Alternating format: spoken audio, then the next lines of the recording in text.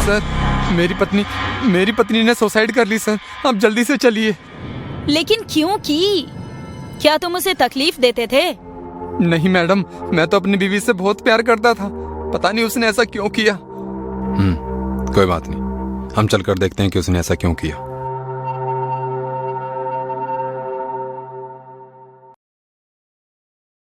Sir, इसके हाथ में तो सुसाइड नोट है।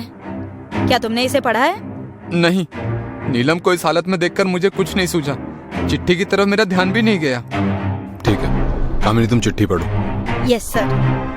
मैं नीलम अपने पूरे होशो हवास में अपने जीवन को खत्म कर रही हूँ। मेरे मौत के लिए किसी को भी जिम्मेदार ना पकड़ाया जाए। मैं अपनी मर्जी से खुद को गोली मार रही हूँ। नीलम, तुमने ऐसा क्यों किया? सर, ये तो ओपन एंड शट केस है। इस लेटर से ये साफ जाहिर है कि इसने आत्महत्या की है। फिर भी इसकी बॉडी पोस्टमार्टम के लिए भेज दो, देखते हैं अगर कुछ और मिला तो। सर, सामने वाले घर में एक और लाश मिली है। कोई औरत है।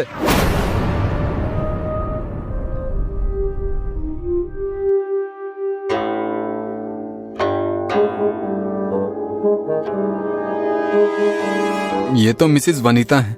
पिछले 10 सालों से हम पड़ोसी हैं। इन्हें क्या हुआ? आज हो क्या रहा है? क्या आज सुसाइड डे है? सब लोग आत्महत्या कर रहे हैं। नहीं कामिनी, ये आत्महत्या नहीं लगती। ठीक से देखो, यहाँ ना तो मर्डर वेपन है और ना ही कोई चिट्ठी। एक काम करो, फोरेंसिक वालों को बोलो कि पूरा घर छान मारे, देखें कुछ मिलता है क्या, और इसकी भी बॉडी। हाँ सर, पोस्टमार्टम के लिए भेजती हूँ।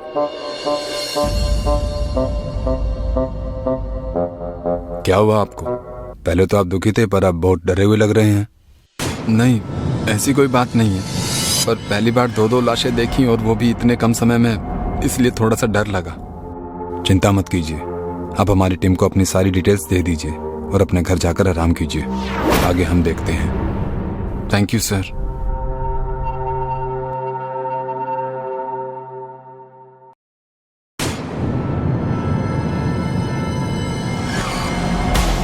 सर, फॉरेंसिक टीम ने पूरा घर छान मारा, पर कोई मर्डर वेपन नहीं मिला। लगता है खूनी वनीता को गोली मारकर गन अपने साथ ही ले गया। हो सकता है। अब हमें उस खूनी को ढूंढना है।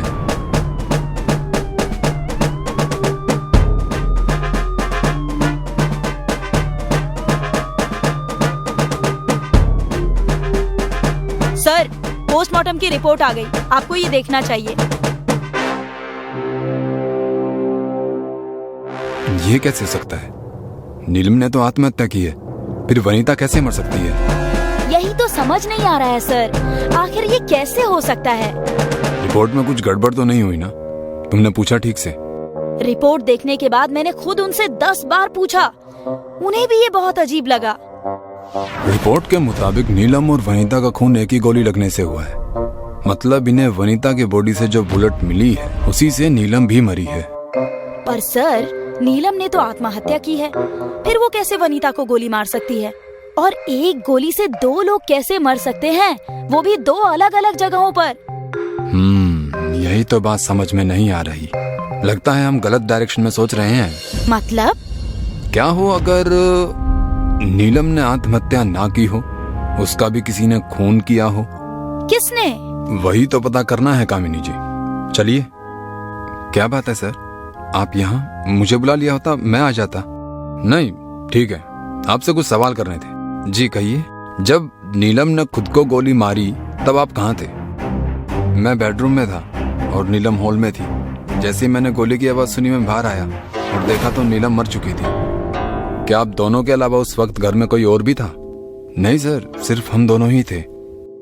नीलम और वनीता का रिश्ता कैसा था? दोनों में कभी कुछ कोई अनबन या झगड़ा था? बिल्कुल नहीं सर, दोनों बहुत अच्छी सहेलियां थी। ये वनीता के पति कहाँ हैं? उन्हें कुछ पता नहीं है क्या इस बारे में? सर, वो ज्यादातर बाहर काम करते हैं, घर में बहुत कम रहते हैं, पर मैंने उन्हें खबर कर दी है, वो आ जाएंगे। वो जैसे ही आएंगे उन्हें थाने भेज देना।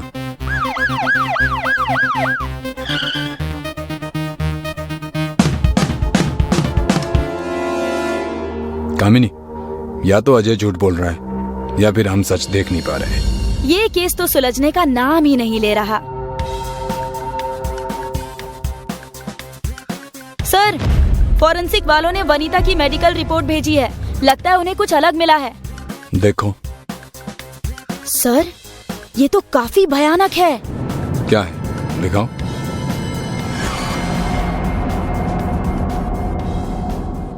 मैंने कहा था ना, चलो अब मजा आएगा।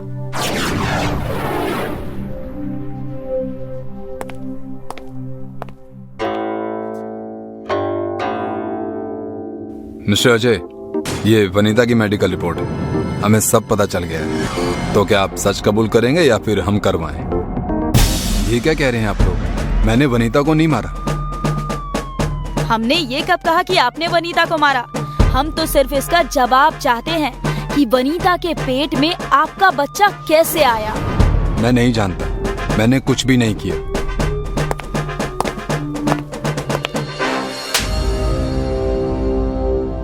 बताता हूँ सर, मारिए मत। मेरा और वनीता का अफेयर चल रहा था, पर वो पेट से थी ये मुझे नहीं पता था।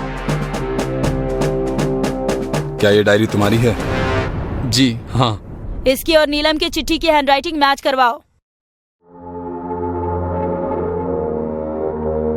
सेम है सर। इसका मतलब नीलम ने आत्महत्या नहीं की। मैं आपको सब सच बताता हूँ सर। वनीता और मेरे बारे में नीलम को पता चल गया था। इसकी वजह से हम दोनों के बीच बहुत झगड़ा हुआ। गुस्से में उसने गन निकालकर मुझ पर तानी, पर हाथापाई में मुझसे गोली चल गई। मैंने जानबूझकर नहीं मारा।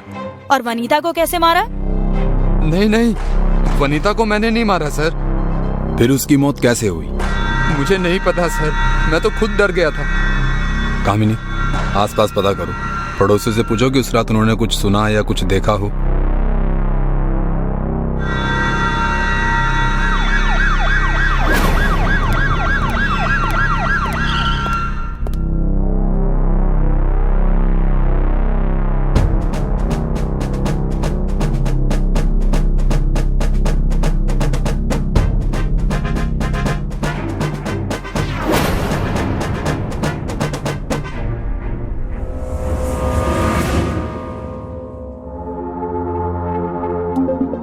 सर, हमने आसपास के सारे पड़ोसियों से पूछा।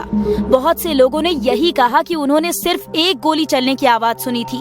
और सर, ये फॉरेंसिक की रिपोर्ट मैं एक बार फिर से देख रही थी, तो मैंने देखा कि नीलम और वनीता की मौत एक ही समय पर हुई है।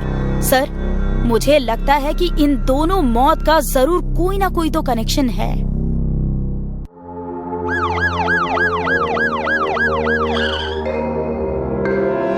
कामिनी, बहुत दिनों से एक बात दिमाग में घूम रही थी।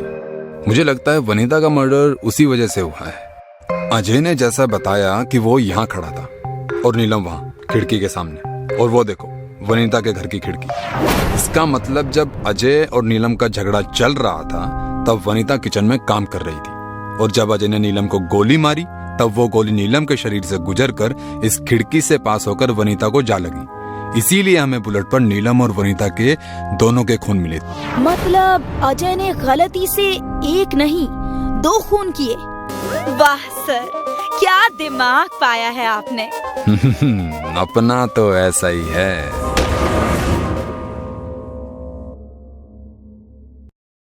एक बच्चा 12 साल का जो अपने घर की छत के दीवार पर चढ़ा है और उस पर चल रहा है, उसके कानों में किसी इंसान की आवाज गूंज रही है। कम ऑन चिंटू, आगे बढ़ो, तुम कर सकते हो, आगे बढ़ो। अगर तुमने ये लेवल क्रॉस कर लिया तो तुम जीत जाओगे और तुम्हें एक बड़ा सा बोनस मिलेगा। आओ चिंटू, आ जाओ। चिंटू आगे जा रहा था, तभी वहां चिंटू की माँ उसे ढूंढते हुए आती है। चिंटू को दीवार पर चढ़ा देख वो डर जाती हैं। चिंटू, वहाँ क्या कर रहे हो बेटा? नीचे आ जाओ। चिंटू की माँ उसे आवाज दे रही थी, लेकिन चिंटू के कानों में जैसे किसी की आवाज पहुंच ही नहीं रही थी। वो कोई रिएक्शन नहीं दे रहा था और आगे बढ़ता जा रहा था। चिंटू की माँ जैसे ही चिंटू को पकड़ने के लिए आगे बढ़ी, चिंटू छत की दीवार से नीचे कूद गया और उसकी मौत हो गई। आसपास के लोगों ने पुलिस स्टेशन में कॉल करके उन्हें इन्फॉर्म किया। थोड़ी ही देर में इंस्पेक्टर राठौर और कामिनी वहां पहुंच गए। इंस्पेक्टर राठौर ने बच्चे की लाश को अच्छी तरह से देखा। उसके पूरे शरीर पर कोई मार्क नहीं था, लेकिन उसके हाथ पर एक जोकर का निशान बना हुआ था, एक भयानक जोकर। वो निशान बना देख इंस्पेक्टर राठौर को कुछ समझ में नहीं आया। उन्होंने लड़के की मां से बात की। मैं आपका दर्द समझ सकता हूं कि आपको अपने बेटे की मौत का कितना दुख है, लेकिन हमें अपनी प्रोसेस तो पूरी करनी पड़ेगी। मुझे एक बात बताइए, क्या आपके बेटे चिंटू को ड्राइंग अच्छी लगती थी? नहीं सर, चिंटू ड्राइंग नहीं करता था, उसे तो गेम्स खेलने अच्छे लगते थे। क्या चिंटू के हाथ पर ये निशान पहले से है? नहीं सर, इससे पहले कभी मैंने चिंटू के हाथ पर ये निशान नहीं देखा था। चिंटू की मां की बातें सुनकर इंस्पेक्टर राठौर हैरान रह गए। इंस्पेक्टर राठौर ने चिंटू का मोबाइल चेक किया, लेकिन उन्हें ऐसा कोई गेम नहीं मिला जो किसी जोकर से रिलेटेड हो। एक 12 साल का लड़का आत्महत्या क्यों करेगा? चिंटू की मां से बाकी की इंफॉर्मेशन लेने के बाद वो पुलिस स्टेशन आ जाते हैं। अगले दिन पुलिस स्टेशन में इंस्पेक्टर राठौर किसी सोच में थे। Good morning sir. Good morning Kamini. क्या हुआ सर, आप किस सोच में पड़े हैं? कामिनी, कल जो हादसा हुआ है चिंटू के साथ, वो मुझे कुछ समझ में नहीं आ रहा है। एक छोटा सा बच्चा सुसाइड नहीं कर सकता। उसकी मां ने कहा कि उसने चिंटू को आवाज दी थी, लेकिन उसने कोई रिएक्शन नहीं दिया। इसका क्या मतलब हो सकता है? सर, ऐसा तो नहीं कि चिंटू की माँ हमसे कुछ छुपा रही है? सर, चिंटू की माँ की बातों से तो हमें अपने बचपन की बात याद आ गई। हमारी दादी कहती थी कि पहले गांव में रात को एक आदमी घूमता था जो छोटे बच्चों को सम्मोहित करके उनसे अपना काम करवाता था, जैसे चोरी, मारपीट। लालू पटेल की बात सुनकर इंस्पेक्टर राठौर को कुछ शक हुआ। कामिनी, ऐसा तो नहीं है कि कोई है जो छोटे बच्चों को हिप्नोटाइज करके उन्हें मार रहा हो? लेकिन सर, जब हमने चिंटू की माँ से बात की थी, तब उन्होंने बताया था कि उस वक्त घर पर सिर्फ चिंटू और वही थी, तीसरा कोई नहीं आया था। तो कैसे कोई कुछ कर सकता है? थोड़ी देर बाद लालू पटेल लैपटॉप लेकर इंस्पेक्टर राठौर के पास गए और उन्हें उस जोकर के टैटू की इंफॉर्मेशन दिखाने लगे। सर, खबर मिली है, ये टैटू एक गेम का थंबनेल है और ये एक अजीब गेम है। अजीब मतलब? वो तो पता नहीं सर, अभी तक इसकी पूरी जानकारी नहीं आई है। कामिनी, इस गेम की पूरी इंफॉर्मेशन मुझे चाहिए। Okay sir. तभी पुलिस स्टेशन में एक कॉल आता है। किसी ने कॉल पर बताया कि एक छोटे बच्चे ने अपने रूम में आत्महत्या कर ली है। इंस्पेक्टर राठौर और कामिनी जल्दी से वहां पहुंचे। उन्होंने देखा कि एक 12 साल के लड़के की डेड बॉडी उसके रूम में बेड पर पड़ी है और साइड में उसके माँ बाप रो रहे हैं। इंस्पेक्टर राठौर ने उस डेड बॉडी के पास जाकर देखा तो उसके हाथ में भी वही निशान था। ये देखकर इंस्पेक्टर राठौर और कामिनी चौंक गए। कहीं ये उसी गेम की वजह से तो नहीं हुआ है? अब तो ये बात और भी ज्यादा खतरनाक हो गई है। ये सब कैसे हुआ? आप कुछ जानती है मैम? मैं तो किचन में काम कर रही थी। आरव स्कूल से वापस आया और अपने कमरे में गेम खेलने के लिए बैठ गया। वो मुझे बहुत शांत लगा। उसे ब्रेकफास्ट देने के लिए मैं उसके कमरे में गई और ये सब। सर, सारी बातें एक दूसरे से कनेक्ट हो रही हैं। ये बच्चा भी गेम खेलते खेलते मरा है। हमें जल्द से जल्द ये मिस्ट्री सॉल्व करनी होगी कामिनी, नहीं तो पता नहीं और कितने बच्चों की जान जाएगी। सही कहा सर। बच्चे की बॉडी को पोस्टमार्टम के लिए भेज दिया जाता है और कामिनी और राठौर वापस पुलिस स्टेशन आ जाते हैं। कामिनी, शहर के सारे उन आदमियों को पकड़ो जो जोकर बनकर हंसाते हैं। हो ना हो ये किसी जोकर का ही काम है। अगले दिन लालू पटेल और कामिनी ने सभी जोकरों को पकड़ लिया और उन्हें पुलिस स्टेशन लेकर आए। हमें यहाँ क्यों लाया है सर? हमने क्या किया है? हाँ, हमें यहाँ क्यों लाया है सर? हमने क्या किया है? आप सबको यहाँ इसलिए लाया गया है क्योंकि शहर में आए दिन किसी ना किसी बच्चे की मौत हो रही है और ये सब जो कोई भी कर रहा है वो एक जोकर है या जोकर के साथ उसका कोई ना कोई कनेक्शन जरूर है। इसीलिए आप सबको यहाँ पर लाया गया है। लेकिन सर, उसमें हमारी क्या गलती? और उस खूनी को आप कैसे पकड़ेंगे? आपके पास तो उसके खिलाफ कोई सुराग भी नहीं है। आपके सारे सवालों का जवाब आपको मिल जाएगा। फिलहाल हमें अपना काम करने दीजिए। इंस्पेक्टर राठौर ने सभी जोकरों की तलाशी ली और उनसे पूछताछ की। उसके बाद उन्हें छोड़ दिया। फिर उन्होंने हर स्कूल में होने वाले मैजिक इवेंट पर नजर रखना शुरू कर दिया। हर स्कूल में क्राइम ऑफिसर्स की एक टीम तैनात की गई। इंस्पेक्टर राठौर भी एक स्कूल में गए थे अपनी टीम के साथ। जहां पर मैजिक इवेंट होता, पुलिस वहां बारीकी से नजर रखती। एक स्कूल में इवेंट के दौरान जोकर ने एक लड़के को अपने पास बुलाया और उसे कुछ मैजिक दिखाए। शो खत्म होने के बाद इंस्पेक्टर राठौर ने उस जोकर का पीछा किया। वो जोकर स्कूल के बाहर गेट पर एक बच्चे से बात कर रहा था। इंस्पेक्टर राठौर के वहां पहुंचने से पहले ही वो जोकर वहां से निकल गया। राठौर उस बच्चे के पास गया। बेटा, वो कौन था और तुमसे क्या बात कर रहा था?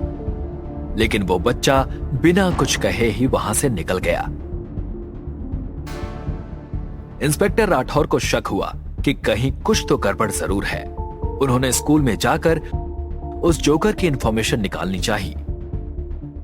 लेकिन वहां कुछ जोकर के फोटोज और लैंडलाइन नंबर के अलावा कुछ भी नहीं था। इंस्पेक्टर राठौर को समझ नहीं आ रहा था कि आखिर वो उस तक पहुंच कैसे सकते हैं। 2 दिन बाद उस जोकर के घर लैंडलाइन नंबर से कॉल आता है। शहर के एक बड़े स्कूल में मैजिक शो के लिए उसे बुलाया जा रहा था। हेलो, मैं मुंबई के दिव्या निकेतन स्कूल से बात कर रही हूँ। हम हमारे स्कूल में एक मैजिक शो करना चाहते हैं। क्या आप ये शो कर सकते हैं? श्योर। ओके, मैं आपको सारी डिटेल्स बताती हूँ, आप नोट कर लीजिएगा। उस लेडी ने जोकर को सारी डिटेल्स बताई। 2 दिन बाद वो जोकर अपने टाइम पर स्कूल में आया और सीधे स्टेज पर गया। जोकर ने थोड़ी देर अपनी अदाकारी दिखाई और जैसे ही वो शो खत्म करके निकला, पीछे के रास्ते से इंस्पेक्टर राठौर और कामिनी ने उसे पकड़ लिया। जोकर ने खुद को छुड़ाने की कोशिश की। उसने इंस्पेक्टर राठौर को धक्का दिया और वहां से भागने की कोशिश की। लालू पटेल ने अपना डंडा जोकर के पैरों में डाला, जिससे जोकर नीचे गिर गया। कामिनी और राठौर ने उसे पकड़ा और जोर का तमाचा मारा। उसके बाद उसके चेहरे का नकाब उतारा। ये वही जोकर था जो पुलिस स्टेशन में इंस्पेक्टर राठौर से सवाल कर रहा था। जोकर को थोड़ा टॉर्चर करने के बाद जोकर ने बताया कि उसका नाम जॉन है। 2 साल पहले उसकी भी एक हंसती खेलती जिंदगी थी। उसका एक बेटा भी था 12 साल का। उसे वीडियो गेम खेलने की आदत हो गई थी। वो ज्यादा समय मोबाइल में वीडियो गेम खेलने में लगाता था और इसी वजह से उसे ब्रेन ट्यूमर हो गया और उसकी मौत हो गई। तभी मैंने सोच लिया था कि जिस गेम की वजह से मेरे बेटे की जान गई है, मैं बाकी बच्चों को भी उसी गेम से मारूंगा। जोकर ने बताया कि उसने एक ऐसा गेम बनाया है जिसे किसी भी मोबाइल में सिर्फ 1 घंटे के लिए ओपन किया जा सकता है। 1 घंटे के बाद वो गेम अपने आप मोबाइल से डिलीट हो जाता है। स्कूल में मैजिक शो करते समय वो किसी भी एक बच्चे को अपना टारगेट बनाता था। स्कूल की छुट्टी होने के बाद उस बच्चे के पास जाकर उसको हिप्नोटाइज कर लेता था और उस गेम की लिंक उस बच्चे को देता था। घर जाकर बच्चा उस गेम को अपने मोबाइल में डाउनलोड करता था और फिर गेम के जरिए वो उस बच्चे से सुसाइड करवाता था। हिप्नोटाइज होने की वजह से वो बच्चे वही करते थे जो वो कहता था। तुम्हारे बच्चे की जान गई तो उसमें इन मासूम बच्चों की क्या गलती थी? तुम अगर चाहते तो अपने बच्चे का एग्जाम्पल देकर बाकी बच्चों की जान भी बचा सकते थे, लेकिन एक क्रिमिनल कभी अच्छा सोच ही नहीं सकता। तुम्हें पकड़ने के लिए हमने स्कूल के प्रिंसिपल से बात करके ये मैजिक शो अरेंज करवाया था। अब जेल में मैजिक की प्रैक्टिस करना। वाह सर, आपका जवाब नहीं। अपना तो ऐसा ही है कामिनी। एक हाथ जो खून से लथपथ है और वो दीवार पर कुछ लिखने की कोशिश कर रही है। अगले दिन इंस्पेक्टर राठौर को कॉल आता है।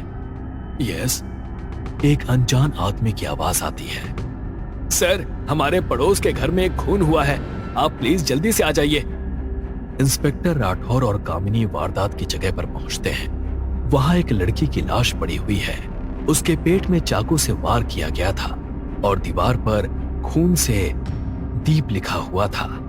इंस्पेक्टर राठौर ने लाश को पोस्टमार्टम के लिए भेज दिया। गुंजन की मां को अपनी बेटी को इस हालत में देख सदमा लग गया और वो अपनी सुध बुध खो बैठी थी। गुंजन की पड़ोसियों ने बताया कि गुंजन और विवेक नाम के लड़के की शादी तय हुई थी। पुलिस को ये बात बहुत अजीब लगी कि जिस लड़की के साथ शादी होने वाली थी, उसका खून होने के बाद भी वो लड़का या उसके घर का कोई भी सदस्य ये देखने के लिए क्यों नहीं आया। पुलिस ने विवेक और उसके घर वालों का पता लगाया और विवेक को थाने में बुलाया। हाँ सर, ये बात सच है कि मेरी और गुंजन की शादी तय हुई थी और 1 महीने बाद हमारी शादी भी थी, लेकिन किसने सोचा था कि ये सब हो जाएगा। अब हमें सब सच सच बताना, तुम और गुंजन कैसे मिले थे और तुम दोनों का रिश्ता कैसा था। विवेक ने बताया कि अरे, आप आ गए। आइए आइए, मैं कब से आप सबका इंतजार कर रही हूँ। आइए बैठिए। गुंजन की मां ने विवेक के घर वालों को बैठने के लिए कहा और उन्होंने गुंजन को आवाज लगाई। किचन से गुंजन हाथ में चाय का ट्रे लेकर आई। गुंजन को देखते ही विवेक को गुंजन पसंद आ गई। थोड़ी देर बात करने के बाद गुंजन और विवेक दोनों ने एक दूसरे के लिए हाँ कर दी। अगर लड़का लड़की की हाँ है तो हमें कोई प्रॉब्लम नहीं है शादी के लिए। हमें भी इस रिश्ते से कोई ऐतराज नहीं है। ये तो मेरी बेटी की खुशनसीबी है कि उसे आप जैसे लोग मिल रहे हैं। सब सही चल रहा था। विवेक और गुंजन धीरे धीरे एक दूसरे से प्यार करने लगे थे। वो कॉल करते, वीडियो कॉल करते, कभी कभी बहाने बनाकर साथ में घूमने चले जाते, अपने फ्यूचर के बारे में प्लानिंग करते, मानो कि वो दोनों एक दूसरे के लिए ही बने हों। सर, मैं गुंजन को मन ही मन अपनी पत्नी मान चुका था। मैं उससे सच में प्यार करने लगा था। अगर तुम सच में उससे प्यार करने लगे थे तो उसकी मौत की खबर सुनकर आए क्यों नहीं? सर, मैं वापस तब आता ना जब मुझे इसके बारे में कुछ पता होता। सर, मेरे एक रिलेटिव की शादी थी, इसलिए मैं अपने परिवार के साथ आउट ऑफ टाउन था। हम सब आज ही घर आए हैं। विवेक ने बताया कि वो अपने परिवार के साथ पिछले 1 हफ्ते से बाहर था। वो गुंजन को भी अपने साथ लेकर जाना चाहता था, लेकिन गुंजन नहीं मानी। पुलिस ने विवेक के बताए अनुसार इंक्वायरी की। सर जी, हमने विवेक के बारे में इंक्वायरी की और वो सच बोल रहा है। वो पिछले 1 हफ्ते से अपने परिवार के साथ आउट ऑफ टाउन था। ये तो ठीक है लालू साहब, पर ये दीप की स्टोरी कुछ समझ में नहीं आ रही है। गुंजन पूरा नाम तो नहीं लिख पाई, लेकिन कोई ना कोई सबूत तो छोड़ा ही होगा। हमें अपनी तलाश जारी रखनी होगी। इंस्पेक्टर राठौर ने कुछ पुलिस वालों को गुंजन के घर की तलाशी लेने के लिए भेज दिया और उसके बाद एक चौंकाने वाली बात सामने आई। घर में चोरी के कोई निशान नहीं थे, ना ही घर में किसी के जबरदस्ती घुसने के निशान थे और ना ही घर में कोई चोरी हुई थी। ये सारी बातें इस केस को और भी उलझा रही थी। कुछ दिनों के बाद गुंजन की मां को होश आने लगा और वो जोर जोर से रोने लगी। कामिनी ने उनको संभाला और उनसे पूछताछ की। साहब, हम तो गरीब लोग हैं, हमारा कौन दुश्मन हो सकता है? हमारे तो कोई रिश्तेदार भी नहीं है। हम माँ बेटी ही एक दूसरे का सहारा थे। आपको किसी पर शक है क्या? कोई गुंजन का पुराना बॉयफ्रेंड या उसे परेशान करता हो, ऐसा कोई? गुंजन की मां ने बताया कि कुछ दिन पहले उनके घर की लाइट खराब हो गई थी, इसीलिए उन्होंने एक इलेक्ट्रिशियन को बुलाया था। काम खत्म करने के बाद वो पैसे ज्यादा मांगने लगा। गुंजन ने मना कर दिया था और इस बात से वो इलेक्ट्रिशियन बहुत ज्यादा गुस्से में आ गया था। कहीं अपने गुस्से की वजह से तो उसने मेरी बेटी को नहीं मारा होगा ना? उसका नाम क्या था? सर, उसका नाम शायद दीपेश था। ये नाम सुन सबको लगा कि शायद दीपेश ने ही ये सब किया होगा, क्योंकि गुंजन ने भी अपने खून से दीवार पर दीप लिखा देखा था। पुलिस ने उस एरिया के लोगों से दीपेश के बारे में पूछताछ की। पुलिस को दीपेश का पता चल गया। पुलिस ने दीपेश को गिरफ्तार कर लिया। सर, आप ये क्या कह रहे हैं? मैंने किसी का खून नहीं किया है। हाँ, ये बात सच है कि हमारा पैसों को लेकर झगड़ा हुआ था। सर, मैंने वहां 2 दिन काम किया था, लेकिन काम ज्यादा हो गया था, इसलिए मैंने पैसे ज्यादा मांगे थे। दीपेश ने बताया कि उसने काम तो किया था, लेकिन गुंजन ने ज्यादा पैसे देने से इनकार कर दिया। सर, मैं अपने काम का पैसा भी उससे वसूल नहीं कर पाया, तो खून कहां से करूंगा? हमारे लिए दिन के 300-500 रुपए भी बहुत ज्यादा होते हैं अपना गुजारा करने के लिए। अगर तुमने कुछ नहीं किया तो गुंजन ने तुम्हारा नाम अपने खून से क्यों लिखना चाहा? सर, मैं खुद भी कुछ समझ नहीं पा रहा हूँ सर, लेकिन मैंने कुछ नहीं किया।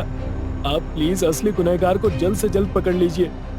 दीपेश की बात सुनकर यह केस और भी ज्यादा पेचीदा हो गया था। दीपेश को सस्पेक्ट के तौर पर अरेस्ट किया गया था।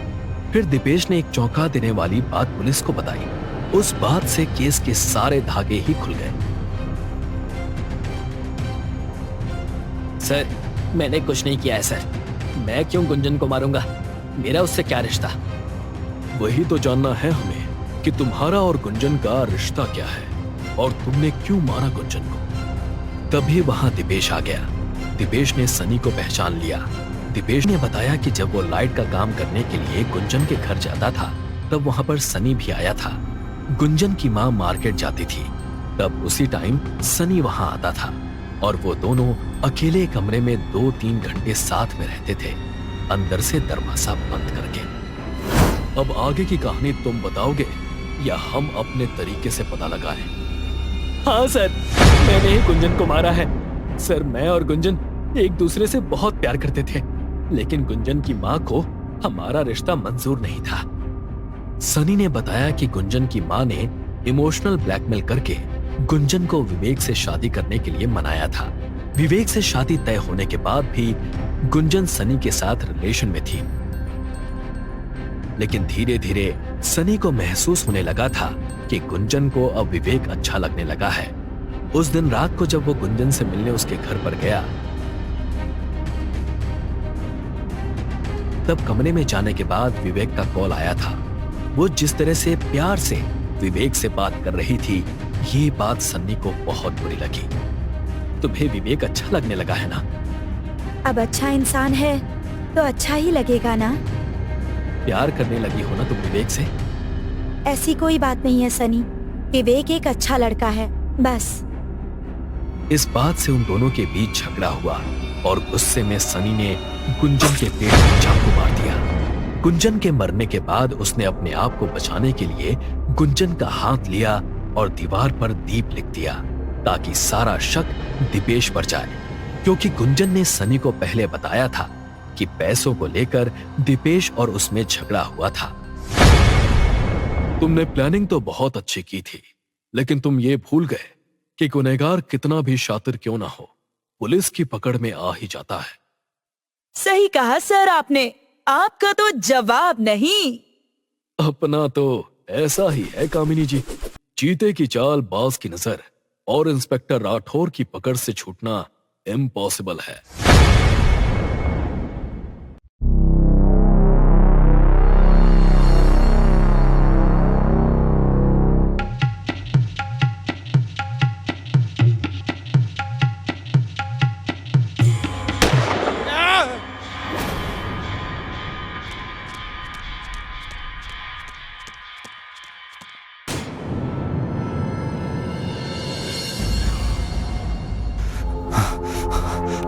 Hello police.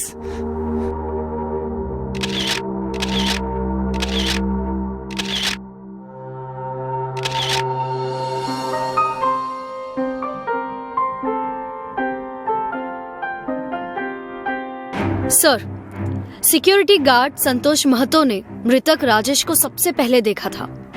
वो गोली चलने की आवाज सुनकर अंदर आया था। राजेश एक प्रोफेशनल डांसर था और यहाँ अकेले ही डांस प्रैक्टिस कर रहा था। किसी और के आने जाने की कोई एंट्री नहीं है सर। इंटरेस्टिंग। बॉडी पोस्टमार्टम के लिए भेजो, डिटेल्स आते ही शेयर करो। Yes sir.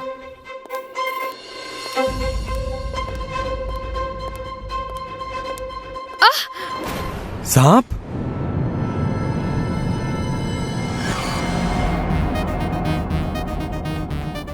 अरे वाह सर, आपने तो कमाल कर दिया।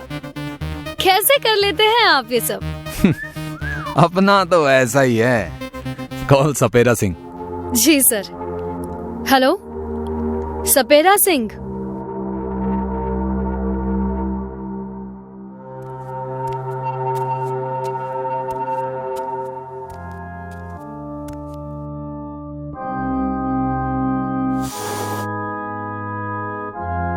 सर आप ऐसे सांप मत पकड़ा कीजिए, हमारे धंधे पर लात पड़ जाएगी। सर मजाक करने की आदत है।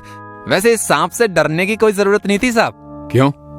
तुम्हारे रिश्तेदार हैं इसलिए? रिश्तेदार नहीं सर, ये अपना ही बच्चा है। जहरीला नहीं है ये। तू तो यहाँ से बहुत दूर रहता है, फिर तेरा बच्चा यहाँ कैसे? और तुझे कैसे पता चला कि यही तेरा बच्चा है? सर, ये जरूर इच्छाधारी सांप होगा जो अपनी इच्छा शक्ति से कहीं भी आ जा सकता है। कामिनी, कंट्रोल योरसेल्फ। Sorry sir. तुम बोलो। साहब हमें इनकी धारियों से पता चल जाता है कि ये हमारा है कि नहीं। आगे बोलो। 2 दिन पहले एक लड़की से खरीद कर ले गई थी साहब, लेकिन ये यहाँ कैसे आ गया मुझे भी नहीं पता साहब। क्या नाम है लड़की का? कोमल साहब। ये उसका नंबर है साहब। हाय मिस कोमल। कौन हो तुम लोग और अंदर कैसे आए? दरवाजे से। Good answer. Thank you sir. पर तुम दोनों को अंदर आने किसने दिया? सिक्योरिटी गार्ड ने। Again good reply. Again thank you sir. Security, security. गले को इतनी टेंशन मत दीजिए मिस कोमल, जब तक हम अंदर हैं वो अंदर नहीं आएगा। मतलब? ये मेरी असिस्टेंट कामिनी और मैं इंस्पेक्टर राठौड़। कुछ पूछताछ करनी थी आपसे। राजेश वर्मा के बारे में क्या जानती हैं आप? He was my friend. कभी दोस्त था वो मेरा। क्यों? क्या हुआ? उसका मर्डर हो चुका है मिस कोमल। क्या? राजेश का मर्डर? नहीं, ये नहीं हो सकता। क्यों नहीं हो सकता? सांप तो तुमने ही छोड़ा था वहां उसे मारने के लिए, लेकिन मारा उसे गोली से। क्यों? नहीं इंस्पेक्टर, मैंने किसी को नहीं मारा। और कैसा सांप? कौन सा सांप? वही सांप जिसे तुमने सपेरा सिंह से खरीदा था। अब सीधे सीधे सब कुछ बक दो। अगर हम अपनी पर उतर आ गए तो 7 जन्मों के सारे सच बकने पड़ेंगे। राजेश और मैं एक ही डांस ग्रुप में थे। मैं उसे बहुत पसंद करती थी, शादी करना चाहती थी, लेकिन वो रश्मि से प्यार करता था। इसी बात को लेकर हम दोनों में झगड़ा हो गया और उसने हमारा ग्रुप छोड़ दिया और अकेले ही परफॉर्मेंस देने लगा। मुझे उसके इस एटीट्यूड पर बहुत गुस्सा आया था। 2 दिन बाद उसकी एक डांस परफॉर्मेंस थी। उसे खराब करने के लिए मैं उस पर मेंटल प्रेशर डालना चाहती थी, इसलिए बिना जहर वाला सांप उसे काटने के लिए प्रैक्टिस ऑडिटोरियम में छोड़ दिया था। जैसे मैंने बताया, सांप जहरीला नहीं था सर, इसलिए उससे मरने का सवाल ही नहीं आता। आप चाहे तो सपेरा सिंह से पूछ सकते हैं। अगर मैं कातिल होती सर, तो मैं सपेरा सिंह को अपने फोन से कॉल क्यों करती? और रही बात गोली से मारने की, तो सर मेरे पास तो पिस्तौल ही नहीं है और ना ही उसे अरेंज करने का कोई साधन। मैंने उसे नहीं मारा है सर, प्लीज बिलीव मी, मैंने उसे नहीं मारा।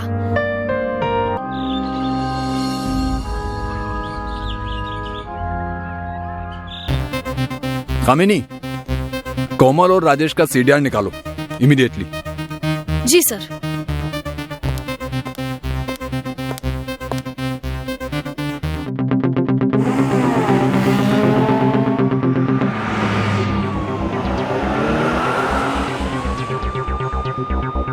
सर, कोमल और राजेश की सीडीआर देखी मैंने। उसे देखकर पता चलता है कि दोनों के बीच काफी टाइम से बात नहीं हुई है। कोमल ने राजेश की दूसरी गर्लफ्रेंड का नाम क्या बताया था? रश्मि। पटेल नगर रहती है, house number 12/36। Good work miss Kamini. Thank you sir. तो चलें 12/36 पटेल नगर।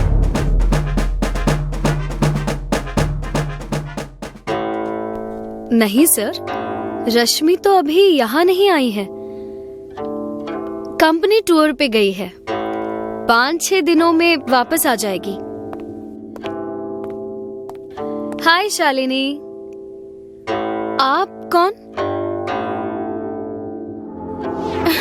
नहीं नहीं, ये नहीं हो सकता, ये नहीं हो सकता, ये नहीं हो सकता। खुद को संभालो रश्मि, और दिमाग पर जोर डालकर ये बताओ कि क्या राजेश की किसी से दुश्मनी थी? कोई ऐसा जो राजेश को जान से मारना चाहता हो? स्टार इवेंट के ओनर विपुल के साथ राजेश का पैसों को लेकर झगड़ा था। हो सकता है उसी ने। इंस्पेक्टर, हमारे प्रोफेशन में पेमेंट को लेकर देर सवेर होती रहती है, और उसे लेकर इस तरह के झगड़े भी। राजेश की तरह मेरे और 10 लोगों से पेमेंट को लेकर झगड़े कंटिन्यू है। इसका मतलब तो ये हुआ कि मैं सबको मारने वाला हूँ, बट फैक्ट ये है सर, मैंने किसी को नहीं मारा। और रही बात राजेश के पैसों की, तो मुझे रिग्रेट है कि मैं उसे वक्त पर पैसे नहीं दे सका, लेकिन आप जहाँ कहेंगे मैं उसके पैसे एनजीओ को डोनेट कर दूंगा। एनजीओ को पैसे देने का आपका ख्याल अच्छा है मिस्टर विपुल, डू इट। जरूरत हुई तो आपको फिर बुलाएंगे, अभी आप जा सकते हैं। सर, मुझे तो लगता है ये ब्लाइंड केस है, इसे बंद कर देना पड़ेगा। इतनी जल्दी हार नहीं मानते कामिनी। हेलो।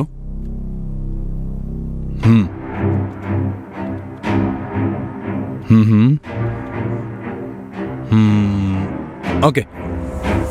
कामिनी, राजेश की मौत 9mm पिस्तौल से हुई है। पता करो कि वो बुलेट किसके पिस्तौल से चली थी। Yes sir. दिल्ली पुलिस आपको अपने लाइसेंस और पिस्तौल को 5 दिन के लिए साउथ एक्स पुलिस स्टेशन में जमा करने की रिक्वेस्ट करती है। जिसने भी अपनी पिस्तौल सबमिट नहीं की, उसके अगेंस्ट सख्त कार्रवाई होगी। डन। इस शहर में करीब 30 लोगों के पास 9mm बोर की लाइसेंस्ड पिस्तौल है। जांच के बाद पता चला है कि जिस गोली से राजेश की मौत हुई है, वो अनिल शर्मा के पिस्तौल से चली थी। उसका घर सावित्री ऑडिटोरियम के पास में है। मैंने सीडीआर निकालने का ऑर्डर दे दिया है। Good, let's go.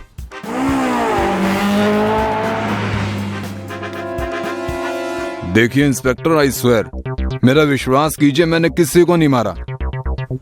नहीं मारा तो तुम्हारी पिस्तौल की बुलेट राजेश की बॉडी में क्या कर रही थी? सर, मैं सच कह रहा हूँ, मुझे सच में नहीं पता कि ये सब कैसे हुआ, लेकिन मेरा इस केस से कोई लेना देना नहीं है। होगा भी कैसे सर, मैं तो मरने वालों को जानता तक नहीं। हेलो। हाँ बोलो दिलीप, तुमने अच्छे से चेक किया? ठीक है सर।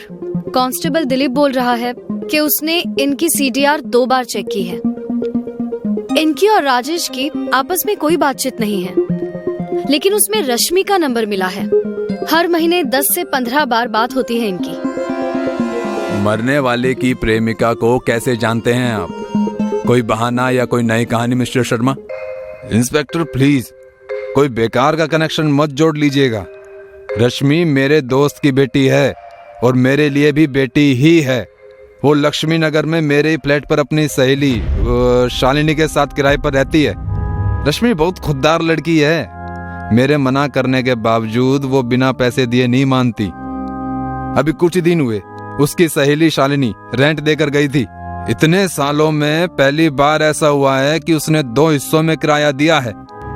ये रेंट देने की कौन सी तारीख थी? 7 की शाम और 8 की रात, दोनों बार शालिनी ही आई थी। Okay mister Sharma, case solve होने तक प्लीज शहर से बाहर मत जाइएगा। जी। अब क्या करें सर? खूने को पकड़ेंगे और क्या।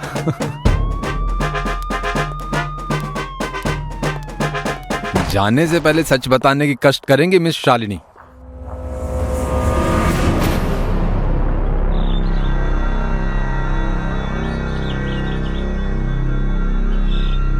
राजेश रश्मि से मिलने घर आता था। उसे देखते ही मुझे उससे प्यार हो गया। राजेश को जब मेरे प्यार का एहसास हुआ तो वो भी मेरी ओर झुकने लगा। लेकिन बाद में मुझे पता चला कि वो मेरे प्यार का फायदा उठाकर मेरा शारीरिक शोषण कर रहा है। इस बात से गुस्सा होकर मैंने रेंट देने के बहाने शर्मा अंकल की पिस्तौल चुराकर राजेश को मार दिया और उसी रात बचा हुआ रेंट देने के बहाने अंकल की पिस्तौल वापस रख दी। अगर राजेश ने तुम्हें प्यार में धोखा दिया था तो तुमने भी तो अपनी दोस्त रश्मि के विश्वास को तोड़ दिया था शालिनी। उस गलती का क्या? खून करने के जुर्म में हम तुम्हें गिरफ्तार करते हैं। सर, आपको कैसे पता चला कि शालिनी ही कल्प्रिट है? जब शर्मा ने बताया कि रश्मि उनके दोस्त की बेटी है तो शक रश्मि और शर्मा की मिली भगत पर गया था। लेकिन जब उन्होंने बताया कि शालिनी 2 इंस्टॉलमेंट में उन्हें रेंट देकर गई है, मतलब पहले इंस्टॉलमेंट उसने 7 तारीख को दी, राजेश के मरने के एक दिन पहले, और दूसरी 8 तारीख को राजेश के मरने के बाद, तो शक शालिनी पर शिफ्ट हो गया। बाकी सब तुम्हारे सामने है। वाह सर, कितनी आसानी से आप सब समझ लेते हैं। अपना तो ऐसा ही है।